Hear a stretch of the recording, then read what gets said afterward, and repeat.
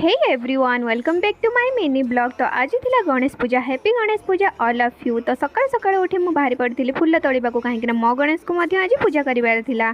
तो मुझे पहुँचला बेलू सब फुल सरी जाता कहीं मोर टे उठार लेट हो जाता से मुझे खाली टगर फुल तोड़ी पलि आसी तापर मुझे बाहरी पड़ी रेडी हबारे मुझे जल्दी जल्दी रेडी होती कहीं मोर ड्यूटी छोट बड़े सीना आमको गणेश पूजा छुट्टी मिलूला हेल्ले बड़ है आम जब ड्यूटी न जावा आमको पैसा कौट मिल आमको पैसा भी मिलबनी। तो मु गणेश बनई लड्डू तांका पसंदर। तो मुझे पूजा करके बाहरी पड़ी आम टाउनशिप पूजा होता।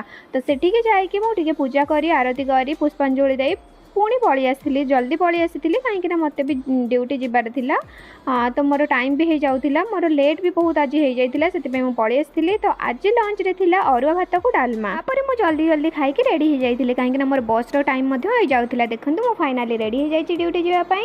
तो बाय बाय।